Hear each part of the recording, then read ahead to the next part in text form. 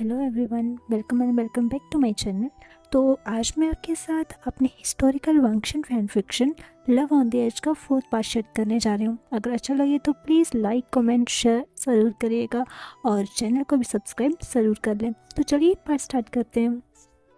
तो previous part हमने छोड़ा था जहाँ वांगजी और विंग ने एक विलेज को डीमन से बचाया था और जश्न के दौरान वहाँ के मुखिया ने वांगजी से अपनी बेटी की शादी का प्रस्ताव रखा था। अब आगे वांगजी और विंग दोनों ही उलझन में थे कि वो इसका आंसर कैसे करे, क्योंकि वो दोनों जानते थे कि वांगजी ये नहीं चाहता, पर ऐसे सीधे मना कर देना ये एप्रोप्रिएट नहीं था, ना उस लड़की के लिए ना उसकी फैमिली के लिए। पर वांगजी ऐसे किसी लड़की से शादी नहीं कर सकता, क्योंकि ऐसा सोचते ही वांगजी विंग की ओर देखता है और विंग भी वांगजी को देख रहा था। जाने क्या था वांगजी की नज़रों में, विंग तो ये समझ नहीं पा रहा था, पर वो ऐसे वांगजी की शादी किसी से नहीं होने दे सकता और वांगजी भी तो यही चाहता है। हाँ, यही कारण है जो विंग नहीं चाहता कि इस खूबसूरत लड़की से वांगजी की शादी हो, और विंग अपने फ्रेंड के लिए ये करेगा, नहीं होने देगा वो ऐसे किसी भी लड़की से वांगजी की शादी, वो मना कर देगा। पर कैसे? तभी विंग के दिमाग में एक आइडिया आता है और वो स्माइल करता हुआ मुखिया को देखता है और कहता है, थैंक यू मिस्टर आपके इस प्रस्ताव के लिए, और निस्संदेह आपकी बेटी बहुत ही कुशल है।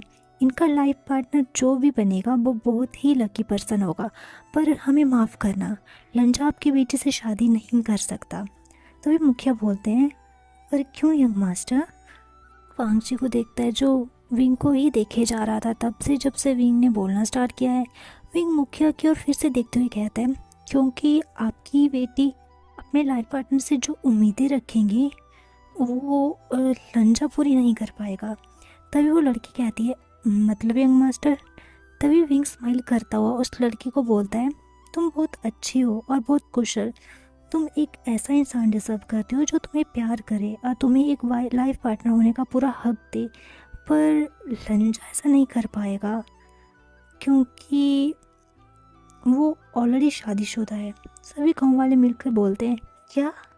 तभी विंग इनोसेंटली अपने सर को हाँ में नोट करता है और अपनी तिरछी निगाहों से लंजा की ओर देखने की कोशिश करता है जो अपनी ही सीट पर नम हुआ बैठा था। तभी मुखिया बोलता है, ओ माफ़ करना, पर आपने तो कहा था कि आप लोग रॉक कल्टीवेटर्स हैं, एक लाइन से दूसरे क्लैन ऐसे ही घूमते रहते हैं, फिर मास्टर की वाइफ? ये कहकर मुखिया चुप हो जाता है, क्योंकि उसे पता है जितना उसने बोला है उससे वो क्या पूछना चाह रहा है वो इन मास्टर को समझ आ गया है, इसलिए वो अपने आंसर का वेट करने लगता है। तभी विंग लंजा को देखता है जो अपने ही कुछ अलग जोन में दिख रहा था। विंग गल्प करता है और स्माइल करता हुआ बोलता है, लंजा की वाइफ, वो भी उसके साथ ही है। इस पर मैंने पूछती है, कहाँ? तभी विंग लंजा का हाथ पकड़कर सबको शॉक करता हुआ लंजा के हाथ पर किस करता है और बोलता है, मैं जो लंजा की वाइफ नहीं हस्बैंड है, हम दोनों कल्टीवेशन पार्टनर्स हैं।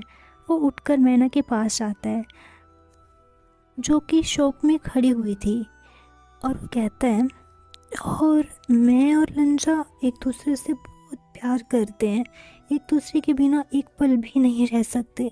अब तुम ही बताओ, क्या तुम ऐसे दो प्यार करने वालों के बीच आना चाहोगी? मेरा लंजा बहुत कम बोलता है, पर मैं उसे अच्छे से जानता हूँ कि वो सिर्फ मुझसे प्यार करता है। अगर तुमने उससे शादी भी कर ली तो वो तुमसे प्यार नहीं कर पाएगा, और मैं तो जीते जी ही मर जाऊँगा। लंजा को किसी के साथ शेयर नहीं कर सकता। विंग ये सब बहुत मासूम लाचार बेचारा बनकर बोल रहा था। विंग कंटिन्यू करते हुए बोलते हैं, तुम बहुत गुणवान हो, तुम बहुत सुंदर भी हो, तुम्हें तो और कोई भी मिल जाएगा, पर मैं अपने लंजा के बिना किसी और से प्यार नहीं कर सकता। क्या तुम मुझे मेरे लंजा से दूर करना चाहोगे? विंग की ऐसी बात सुनकर उस लड़की की मैना का दिल भर आता है और वो कहती है, बिल्कुल भी नहीं, आप मास्टर से इतना प्यार करते हैं मुझे पता ही नहीं था, और श्योरली वो भी आपसे उतना ही प्यार करते होंगे। मैंने देखा है जब से वो यहाँ पर आए हैं वो आपका किस तरह से ध्यान रखते हैं, वो सिर्फ आपको ही देखते हैं। पहले मैंने सोचा था कि आप उनके फ्रेंड हैं, उनके साथ हैं, इसलिए वो आप पर इतना ध्यान दे रहे हैं, लेकिन अब मैं समझ गई हूँ कि वो आपसे बहुत प्यार करते हैं और दो प्यार करने के वालों के बीच में नहीं आ सकते। तभी विंग अपनी एक्टिंग को जारी करते हुए बोलता है, मुझे आपसे यही उम्मीद थी। मैं जानता था कि आप जितनी देखने में सुंदर हैं, मन से भी उतनी ही सुंदर हैं। वो मैना के फादर की ओर मुड़ता है और कहते हैं, सच में आपने अपनी बेटी को बहुत अच्छे संस्कार दिए हैं। तभी वो मुखिया पूरे गांव वालों के सामने बड़े गर्व से कहता है अपनी बेटी को, मुझे गर्व है तुम पर। फिर वो विंग और वांगजी को देखकर कहता है, और प्लीज़ यंग मास्टर्स, मुझे माफ़ करना अगर मैंने किसी तरह से आपकी फीलिंग्स को हर्ट किया हो। तभी विंग कहता है, नहीं नहीं, आपने तो एक अच्छे पिता की तरह अपनी बेटी का भला ही सोचा था, और यकीन मानिए आपकी बेटी को ऐसा पार्टनर ही मिलेगा जैसा वो डिज़र्व करती है। तभी मुखिया कहता है, सच में आप बहुत काइंड हैं।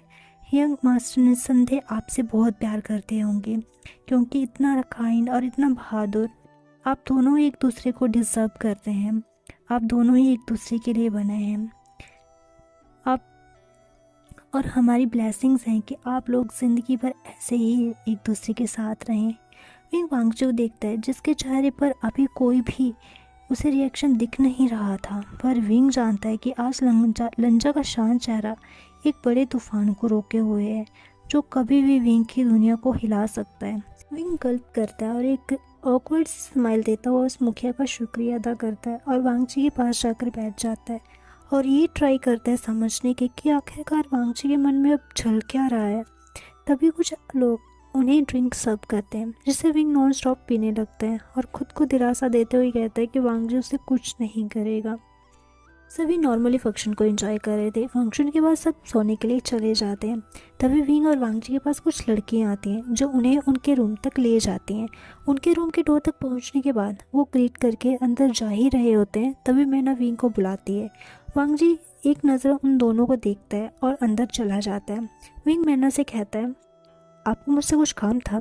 इस पर मैना कहती है, यंग मास्टर, मुझे माफ़ करना, मेरी वजह से आपको हर्ट हुआ था, इसलिए उसकी भरपाई के लिए मैं सिर्फ इतना ही आपके लिए कर पाई। ये कहकर मैना बिना विंग का कुछ जवाब पाए उसे वो करके वहाँ से चली जाती है। विंग खुद से कहता है, ये क्या था? फिर वो श्रग करके रूम के अंदर चला जाता है और डोर बंद कर देता है। लेकिन जैसे वो मुड़ता है वो पाता है कि वांगजी स्टैचू बनकर वहाँ पर खड़ा हुआ है। विंग वांगजी के पास आते हुए कहता है, लंजा, तुम ऐसे क्यों यहाँ पर खड़े हुए हो? वो वांगजी की नज़रों को फॉलो करता हुआ सामने की ओर देखता है तो शॉक हो जाता है। विंग की आंखें बड़ी बड़ी हो जाती हैं और उसका मुंह खुल जाता है। सामने उनका बेड था जो पूरे वेडिंग नाइट की तरह सजाया हुआ था। बेड पर फ्लावर्स बिखरे हुए थे, साइड में सेंट्रल कैंडल्स चली हुई थी और बेड पर कर्टन्स भी लगे थे जिन पर फूलों की लड़ियाँ ब्यूटीफुली लटक रही थी। विंग मन में सोचता है, तो ये सब के लिए वो मैना बोल रही थी। हाँ, लगता है आज तो मेरी मौत का अच्छे से इंतज़ाम कर लिया सबने। विंग वांगजी को देखता है जो अभी भी अपनी शॉकिंग स्टेज में था। आज बेचारे को एक से एक बड़ा शौक लग रहा था। विंग अपना ही सलाइवा गल्प करता और कहता है, लंजा, वो ये सब उस ब्यूटीफुल लड़की मैना ने किया है। एक्चुअली वो विंग अपनी बात कंप्लीट कर पाता उससे पहले वांगजी विंग का हाथ पकड़ता है और उसे दीवार पर पिन कर देता है। विंग अपनी बड़ी बड़ी आंखों से वांगजी को देखता है। विंग कहता है, लंजा लंजा, प्लीज़ गुस्सा मत करो। आई स्वेयर, मैंने ये सब करने के लिए नहीं कहा था।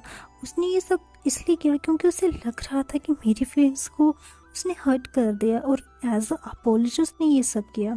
तभी विंग की आवाज़ उसे आती है जो उससे कहता है, तुम जश्न में उस लड़की से क्या कह रहे थे? विंग कहता है, लंजा, मैं सब तुम्हें बचाने के लिए कह रहा था। सच में तुम मेरी बेस्ट फ्रेंड हो ना। मुझे पता है कि तुम ये शादी नहीं करना चाहते थे, इसलिए मैंने वो सब बोला। वो सब एक नाटक था और कुछ नहीं। प्लीज़ सीरियसली मत लो, इसे भूल जाओ ना, प्लीज़ शांत हो जाओ। वांगजी कहता है, बेस्ट फ्रेंड। विंग नोट करता है। वांगजी कहता है, शादी से बचाने के लिए कहा। विंग फिर से नोट करता है। वांगजी कहता है, सिर्फ एक नाटक था और कुछ नहीं। विंग वांगजी की आंखों में देख रहा था जिसमें ना जाने क्या था। जैसे तभी विंग को फिर से वांगजी की आवाज़ आती है, सीरियसली नालू, भूल जाओ। विंग अब नोट नहीं कर पा रहा था, वो सिर्फ वांगजी की आंखों में देख रहा था। उन दोनों का चेहरा बहुत करीब था, इतना करीब कि उनमें से थोड़ा भी अगर कोई मूव करता तो उनके लिप्स टच हो जाते। रूम का माहौल बिल्कुल शांत हो गया था और शांत कमरे में दोनों के दिलों की धड़कनें साफ साफ सुनी जा सकती थी। उस समय ना जाने क्या हुआ, पहल किसने की, लेकिन थोड़ी ही देर में उनके लिप्स के बीच का गैप ख़त्म हो चुका था और वो दोनों एक दूसरे को पैशनेटली किस कर रहे थे। वांग जी ने विंग के हाथ छोड़ दिए थे और अपने हाथ उसकी कमर पर लपेट लिए थे। वहीं विंग की बाहों ने भी वांग जी के गले में अपनी जगह बना ली थी और उनके कदमों ने कब बेड की ओर बढ़ना शुरू किया उन्हें खुद ही पता नहीं चला। जहाँ दूसरे ही पल वो दोनों बेड पर थे, हंगरली एक दूसरे को किस करते हुए। तभी 20 मिनट की पैशनेट किस के बाद वांग जी विंग्स के लिप्स को छोड़ देता है और विंग की जॉलाइन पर बटरफ्लाई किसेस करने लगता है। विंग गहरी गहरी सांसें ले रहा था। तभी विंग को अपनी गर्दन पर शार्प पेन फील होता है, जो कि वांग जी के फाइट करने से हुआ था, जो वो जॉलाइन से किस करता हुआ विंग की नेक तक पहुंच गया था। विंग कहता है, आह लंजा, फाइट क्यों कर रहे हो? तभी विंग को वांग जी की बहुत ही पॉजेसिवनेस से भरी हुई आवाज़ आती है, जो कहता है माइन।